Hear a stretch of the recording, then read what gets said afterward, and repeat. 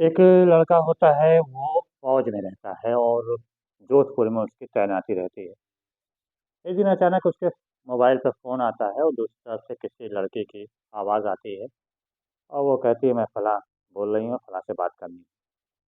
तो फ़ौजी कहता है कि नहीं, तुमने गलत नंबर मिला दिया है, ये हमारा नंबर है और यहाँ जोधपुर में रहते हैं। तो उसने कहा कि नहीं, ये नंबर लड़की ने कहा कि नहीं, ये तो नंबर हमारे पास सेव है, हमारे फ़ीड है हमारे मोबाइल में और फलाँ के नाम से फ़ीड है, हम उसी को फ़ोन कर रहे हैं। लड़के ने फिर कहा कि नहीं, ये गलत है और ये हमारा नंबर है। और तो उस लड़के ने पूछा कि आप क्या करते, कि नहीं क्या करूँ जान के, लेकिन ये नंबर हमारा है और मैं जोधपुर में रहता हूँ और वहाँ पर गलती से वहाँ पर नंबर कहीं सेव हो गया होगा, फीड हो गया होगा। बहरहाल दोनों में बात होती है कुछ देर तक। आखिर में लड़का कहता है ठीक है, तुमने किया होगा लेकिन अब ना करना, क्योंकि ये हमारा नंबर है। लड़के ने कहा ठीक है। 2-3 दिन गुजर गए, 2-3 दिन बाद फिर उस लड़की का फ़ोन उस लड़के के पास आता है और लड़का जो है वो कहता है कि तूने फिर हमको फ़ोन किया, जो कि हम उस दिन तुमको मना कर चुके थे कि तुम हमको फ़ोन मत करना और ये हमारा नंबर है। लड़के ने कहा कि नहीं, हमने इस बार जानबूझ के किया है और सिर्फ़ इसलिए किया है क्योंकि अक्सर ऐसा होता है कि कोई लड़की किसी लड़के को फ़ोन करती है तो लड़का जो है कॉल बैक करता है लड़की से बात करने के लिए, लेकिन तुमने तो किया ही नहीं। तुम इसका मतलब बहुत अच्छे आदमी हो और हमको लगता है तो हाँ, तुम बहुत ईमानदार भी हो, कायदे के हो, शरीफ हो। लड़का जब ये वाली बात सुनता है तो वो लट्टू हो जाता है, फिर वो लड़की से बात करने लगता है। दोनों में बातें होने लगती हैं। पहले तो फ़ोन पे ही बात हुई, 2-3 दिन तक ऐसी बातचीत हुई। उसके बाद फिर लड़की ने पूछा कि तुम क्या करते हो? लड़के ने कहा कि हम फ़ौज में हैं।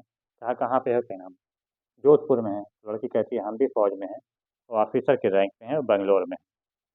अब फिर क्या था दोनों में और करीबी आ जाती है और दोनों फिर धीरे-धीरे हर वक़्त 1 घंटे 2 घंटे बाद बात करने लगते हैं। पहले तो फ़ोन बाकायदा बात हुई, उसके बाद फिर वीडियो कॉल होने लगती है और लड़के को जब लड़की को देखता है वीडियो के ऊपर, वीडियो कॉलिंग के ऊपर, तो बड़ा खुश हो जाता है कि बड़ी खूबसूरत लड़की थी और लट्टू हो जाता है उस लड़की के ऊपर और फिर दोनों में घंटों बात होने लगती है। काफ़ी दिन तक ये चला, फिर एक दिन आखिर में दोनों ने तय किया कि चलो मिला जाए कहीं। लड़का बड़ा खुश होता है कि चलो हम एक खूबसूरत लड़की से मिलने के लिए जा रहे हैं और फिर तय होता है कि दिल्ली के फलाँ होटल में हम लोग मिलेंगे। लड़का वहाँ तैयार-वैयार होके पहुँच जाता है, जो फ़ौजी है और काफ़ी देर तक वहाँ इंतज़ार करता है, लेकिन लड़की नहीं आती है वहाँ पर। कुछ देर बाद वहाँ पर 5-6 फ़ौजी और आ जाते हैं और वो उससे उस लड़के से सवाल करने लगते हैं कि तुम्हारा नाम ये है? कहना हाँ, हमारा नाम ये है। तुम यहाँ किस लिए आए हो? तो बताता है कि हम ऐसे-ऐसे आए हैं। तो उसने कहा कि जिस लड़की से तुम बात कर रहे थे, वो लड़की इंडिया की नहीं बल्कि पाकिस्तान की थी और वो आईएसआई एजेंट है। तो तुमने उसको काफ़ी खुफ़िया चीज़ें अपनी फ़ौज के बारे में बता दिया है, तो इसलिए तुम्हें गिरफ़्तार किया जाता है। और वो फ़ौजी जो है उस लड़के को गिरफ़्तार कर लेते हैं। वो लड़का जो है अनजान में ही सारी गलतियाँ कर देता है और काफ़ी सूचनाएँ, गुप्त सूचनाएँ वो आदान-प्रदान कर देता है उस लड़के के साथ, जिससे वो लड़की जो है अपने पाकिस्तानी फ़ौजी को उसको दे देती है और पाकिस्तानी फ़ौजी उससे मज़बूत होते हैं। लड़का फ़िलहाल जेल में है और जाँच चल रही है।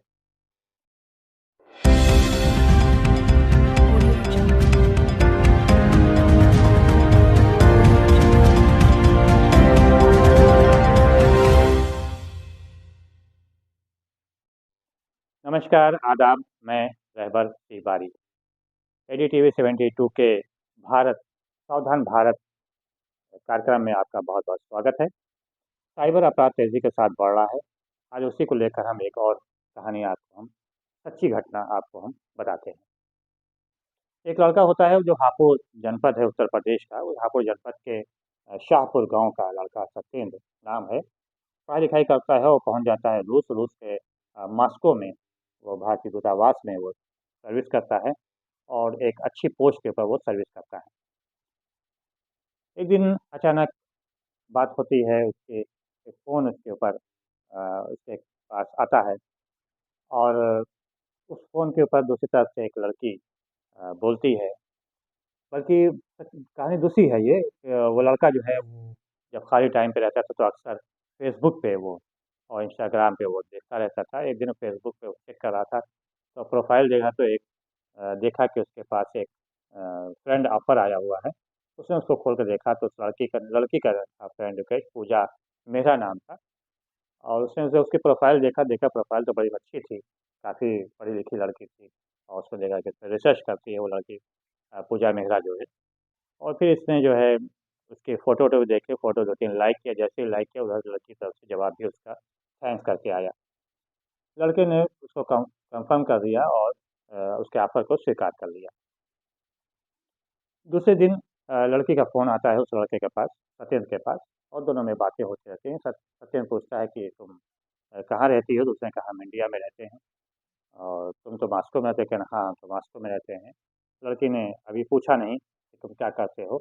खाली शुरुआती दौर से बल्कि लड़के ने पूछा तुम क्या करती हो? तो लड़की ने कहा कि हम रिसर्च करते हैं और पढ़ाई कर रहे हैं, रिसर्च कर रहे हैं और हमारा इरादा है अच्छी नौकरी करने का। दोनों में बातें होती हैं, पहले तो चैटिंग होती है, उसके बाद फिर इंस्टाग्राम पे बातें होती रहती हैं, फिर उसके बाद काफ़ी कई दिनों तक इंस्टाग्राम पे वार्ता होती है दोनों में। लेकिन अभी भी ना तो लड़के की तरफ से कोई ख़ास बात बताई गई है, ना ही लड़की की तरफ से। भाई लड़के ने सिर्फ़ इतना बताया कि हम वो रिसर्च कर रहे हैं, वो पढ़ाई कर रहे हैं और लड़का भी बताता है कि हम यहाँ मॉस्को में हैं और सर्विस कर रहे हैं।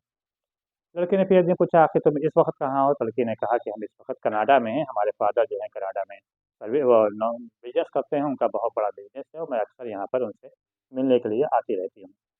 बहरहाल दोनों में बातचीत होती रहती है और फिर एक दिन आता है कि जब दोनों एक-दूसरे को ना फ़ोन नंबर भी दे देते हैं।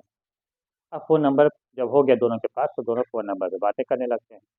कई दिनों तक फ़ोन पे ही बातें होती हैं और फिर एक दिन जो है फिर वीडियो कॉल पे आता है। लड़का जब उस लड़की को देखता है तो काफ़ी खुश हो जाता है कि उसको यकीन नहीं होता कि इतनी खूबसूरत लड़की से वो बात कर रहा है। क्योंकि जितना फ़ोटो उसने देखा था उससे कहीं ज़्यादा खूबसूरत वो वीडियो कॉलिंग पे लग रही थी। अब तो लड़का पूरी तरह सत्येंद्र जो है पूरी तरह से लट्टू हो जाता है उस लड़की पे और खूब बातें करता है। और धीरे-धीरे लड़की जो है अब असलियत पे आती है और लड़के से उससे खुफिया जानकारी लेना शुरू कर देती है।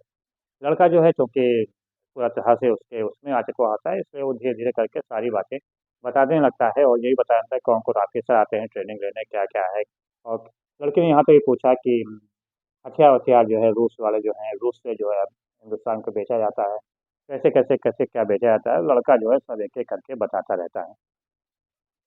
काफ़ी चीज़ें लड़का जो है, जो ऐसी भी चीज़ें लड़की को बता दे रहा है जो गुप्त होती हैं, उस बारे में किसी जानकारी नहीं दी जाती है।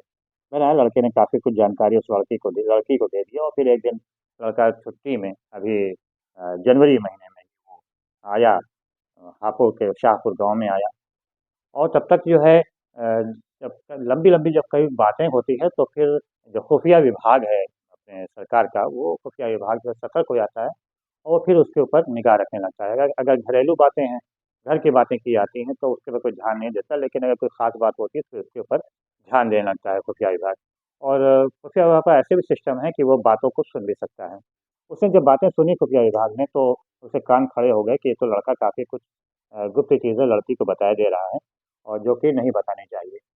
बहरहाल एटीएस को वो खुफिया विभाग जो है, जो हापुड़ के एटीएस है, उसको जानकारी देते हैं, कहता है लड़का जो है इस वक़्त हापुड़ में गया है, शाहपुर गया है, उससे पूछताछ करो। एटीएस जो है गाँव पहुँचती है तो वहाँ मालूम होता है कि सत्येंद्र जो है वो अपनी मौसी के घर गया हुआ है और वहाँ किसी कोई शायद वैवाहिक कार्यक्रम है। 4 फरवरी को वो लड़का मौसी के घर गया होता है, तो वहीं जब वापस लौटा होता है तो एटीएस उसको पकड़ लेती है।